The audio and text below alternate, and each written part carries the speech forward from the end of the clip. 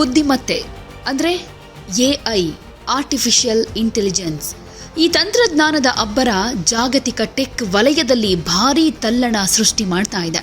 ಇದಕ್ಕೆ ಮತ್ತೊಂದು ಸಾಕ್ಷಿ ಅನ್ನೋ ಹಾಗೆ ಫೇಸ್ಬುಕ್ ಹಾಗೆ ಇನ್ಸ್ಟಾಗ್ರಾಮ್ನ ಮಾತೃ ಸಂಸ್ಥೆಯಾಗಿರೋ ಮೆಟಾ ತನ್ನ ಜಾಗತಿಕ ಉದ್ಯೋಗಿಗಳಿಗೆ ಭಾರೀ ಶಾಕ್ ಕೊಟ್ಟಿದೆ.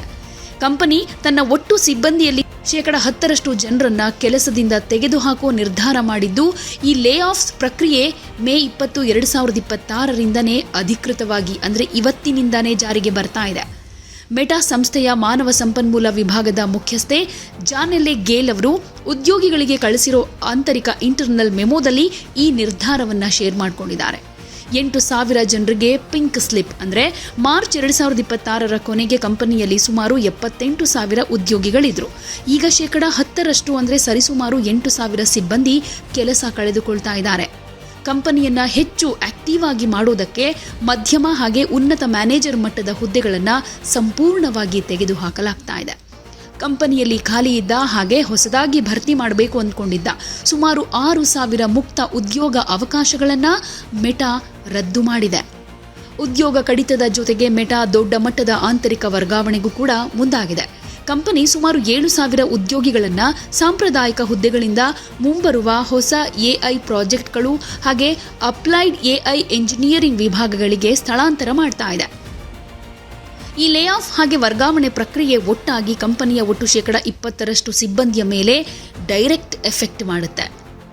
ಕಂಪನಿಯ CEO ಮಾರ್ಕ್ ಜುಗರ್ಬರ್ಗ್ ಇತ್ತೀಚೆಗೆ ಇದ್ರ ಬಗ್ಗೆ ರಿಯಾಕ್ಟ್ ಮಾಡಿ AI ಟೂಲ್ಗಳು ಉದ್ಯೋಗಿಗಳನ್ನು ಸಂಪೂರ್ಣವಾಗಿ ಚೇಂಜ್ ಮಾಡ್ತಾ ಇಲ್ಲ, ಆದರೆ ಅವರ ಉತ್ಪಾದಕತೆಯನ್ನು ಗಣನೀಯವಾಗಿ ಜಾಸ್ತಿ ಮಾಡ್ತಾ ಇದೆ. ಈ ಹಿಂದೆ ದೊಡ್ಡ ತಂಡಗಳು ತಿಂಗಳುಗಟ್ಟಲೆ ಮಾಡ್ತಾ ಇದ್ದ ಕೆಲಸವನ್ನ ಈಗ AI ಸಹಾಯದಿಂದ ಒಬ್ಬ ಅತ್ಯಂತ ಪ್ರತಿಭಾವಂತ ವ್ಯಕ್ತಿ ಕೆಲವೇ ದಿನಗಳಲ್ಲಿ ಮುಗಿಸ್ತಾ ಇದ್ದಾನೆ ಅಂತ ಹೇಳಿದ್ದಾರೆ. ಹೀಗಾಗಿ ಕಂಪನಿ ಸಣ್ಣ ಹಾಗೆ ಚುರುಕಾದ ತಂಡಗಳನ್ನು ರೂಪಿಸೋ ಪ್ರಯತ್ನ ಮಾಡ್ತಾ ಇದೆ. ಮೆಟಾ ಕಂಪನಿ ತನ್ನ ಭವಿಷ್ಯವನ್ನು ಸಂಪೂರ್ಣವಾಗಿ AI ಸುತ್ತ ನಿರ್ಮಿಸೋದಕ್ಕೆ ಡಿಸೈಡ್ ಮಾಡಿದೆ. 2028ರ ವೇಳೆಗೆ ಜಾಗತಿಕವಾಗಿ ಅತ್ಯಾಧುನಿಕ ಡೇಟಾ ಸೆಂಟರ್ ನಿರ್ಮಿಸೋದಕ್ಕೆ ಹಾಗೆ AI ಮೂಲ ಸೌಕರ್ಯಕ್ಕಾಗಿ ಬರೋಬ್ಬರಿ $600 ಬಿಲಿಯನ್ ಹೂಡಿಕೆ ಮಾಡುವುದಕ್ಕೆ ಕಂಪನಿ ಯೋಜನೆ ರೂಪಿಸಿದೆ. ಈ ಭಾರೀ ವೆಚ್ಚವನ್ನು ಸರಿದೂಗಿಸೋದಕ್ಕೆ ಹಾಗೆ ಆರ್ಥಿಕ ಶಿಸ್ತು ಕಾಪಾಡಿಕೊಳ್ಳೋದಕ್ಕೆ ಕಂಪನಿ ಲೇ ಆಫ್ ಅಸ್ತ್ರವನ್ನು ಬಳಸ್ತಾ ಇದೆ. 2022-23ರ ಭಾರಿ ಉದ್ಯೋಗ ಕಡಿತದ ನಂತರ ಮೆಟಾ ಕೈಗೊಂಡಿರೋ ಅತಿ ದೊಡ್ಡ ಲೇ ಆಫ್ ಇದಾಗಿದೆ. ಕೆಲಸ ಕಳೆದುಕೊಳ್ಳೋ ಅಮೆರಿಕ ಉದ್ಯೋಗಿಗಳಿಗೆ ಕಂಪನಿ 16 ವಾರಗಳ ಮೂಲ ಸಂಬಳ ಹಾಗೆ ಕೆಲಸ ಮಾಡಿದ ಪ್ರತಿ ವರ್ಷಕ್ಕೆ ಹೆಚ್ಚುವರಿ 2 ವಾರಗಳ ವೇತನವನ್ನು ಒಳಗೊಂಡ ಪರಿಹಾರದ ಪ್ಯಾಕೇಜ್ ಅನ್ನು ಘೋಷಿಸಿದೆ. ಯಾವುದೇ ಸುದ್ದಿಯ ಅಪ್ಡೇಟ್ ಅನ್ನ ಮಿಸ್ ಮಾಡ್ಕೊಳ್ಬಾರ್ದು ಅಂದ್ರೆ ಈಗ್ಲೇ ಒನ್ ಇಂಡಿಯಾವನ್ನ ಸಬ್ಸ್ಕ್ರೈಬ್ ಮಾಡಿ.